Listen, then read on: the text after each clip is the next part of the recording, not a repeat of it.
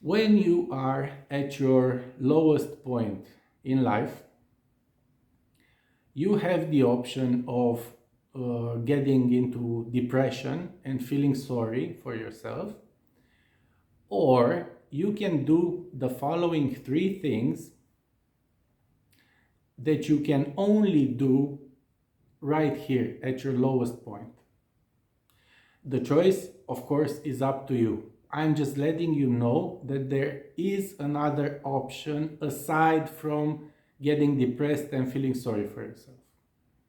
And I'm going to tell you about the three things in the following minutes. Hi, if you have no idea who I am, my name is Claudiu Manea. I'm a psychologist and a therapist. And for the past 10 years, I've been helping people just like you have aligned lives and peaceful lives, strong families, and inspired businesses.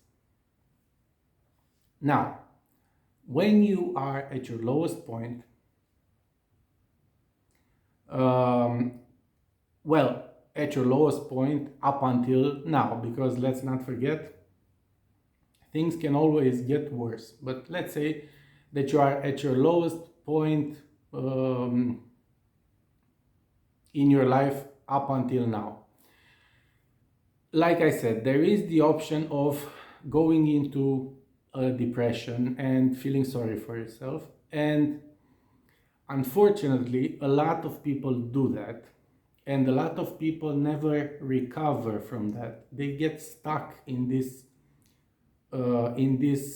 dreadful loop of feeling sorry about themselves, and they never seem to get out of that.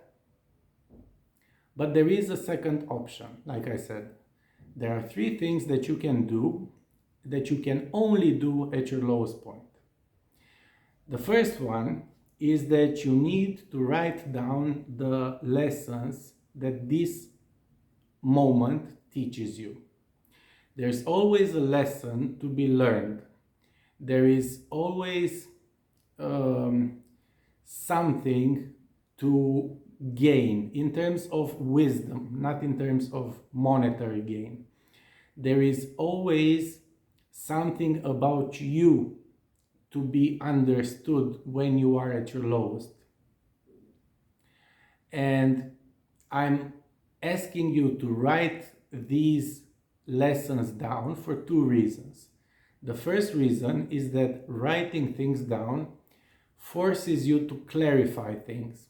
So if you set out to write and what you write doesn't make sense, that forces you to keep at it until it makes some sense. The second reason why I want you to write them down is that if you do not write them down, you're going to forget them. When we are high on life, when we are experiencing success and everything works in our favor, we don't spend all that much time or energy dwelling on our lowest points. And we also do not learn a whole lot when we are at our highest. Our highest moments are for enjoying life, for sharing, for giving back, but they are not for learning lessons. Our lowest points are for learning lessons. And like I said, when you're at your highest, you're going to forget you might even forget the moments or the periods, but you are bound to forget the lessons. However, if you have written them down, you can just take out the paper or wherever you wrote them down and just reread them from time to time so that you make sure that you don't forget them.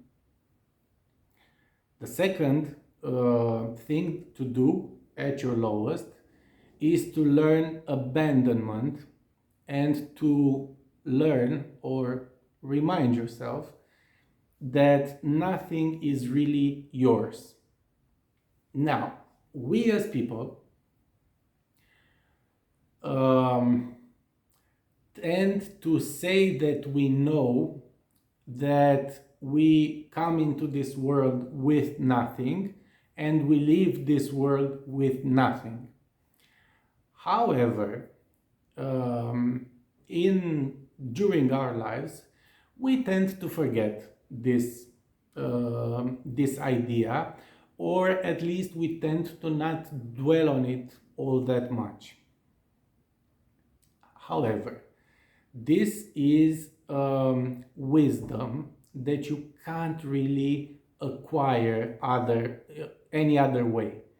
And if you just right now at your lowest, if you just sit with this idea and let it permeate your whole being, you exponentially increase the chances that you will not forget it as you move forward. And it's going to be really helpful to you to have this idea inside of you when you rebound and when you get to a high point again. Because if you do not accept depression and feeling sorry for yourself, you are going to rebound, you are going to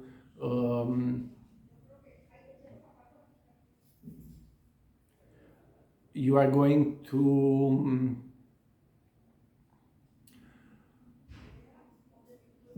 get back at a high place again. But if you carry with you the lessons that you learned and the ideas and all of that from your lowest point, you're going to end up in a much better place than you were before the fall, let's say. So you really need to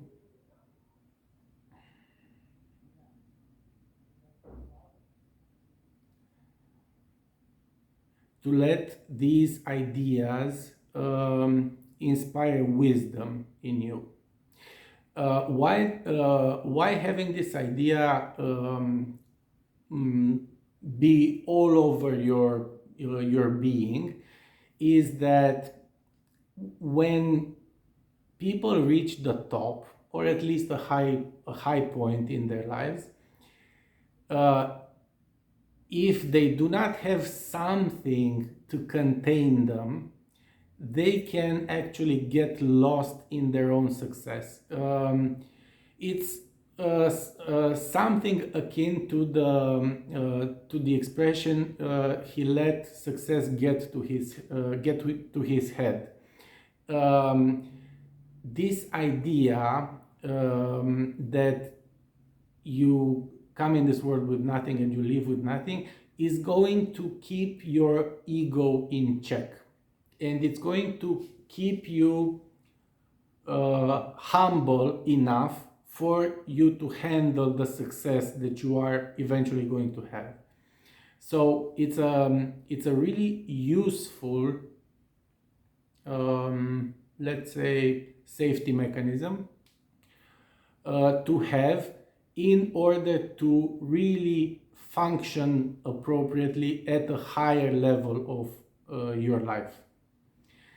The third thing that you can do is that you can use this low point in your life to filter out people in your life. And I don't just mean friends, although I do include friends in this. I mean employees, I mean business partners, I mean even customers. Just keep an eye on whoever continues to stick around when you are at your lowest. Because the thing is that when we are at our highest, everyone wants to be around us. Okay, that's not surprising to anyone. When you are at your lowest, few people want to be around you. However, those people that continue to stick with you when you are down are the people that you really want around you when you're at your highest, because if they don't stick with you at your lowest, why would you want them around at your highest? And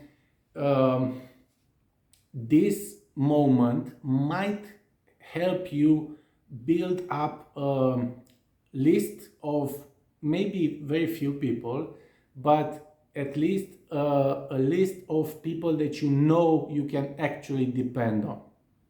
Okay? And if there is no one left, if everybody just jumps ship whenever you hit your lowest, that might bring about a season of solitude in your life. You're going to be alone, and that might be tough to handle, especially at your lowest.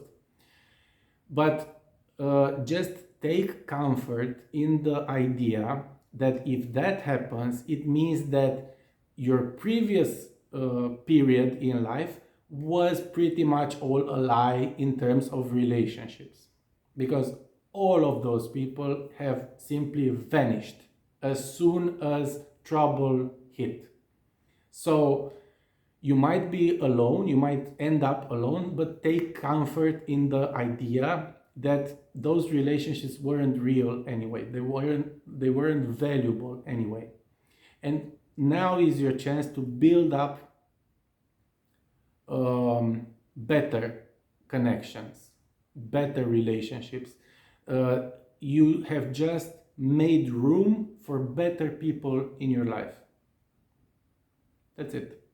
So, like I said, these are the three things that you can do when you are at your lowest, and they are an alternative to getting depressed and staying down and feeling sorry for yourself and just wallowing in your own sorrow.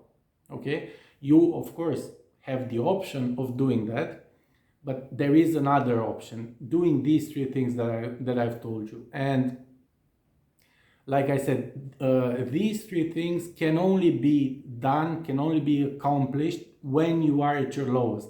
We do not get to do them when everything goes well in our lives. That's not the right moment for that, and it cannot actually be accomplished when everything is working as it should.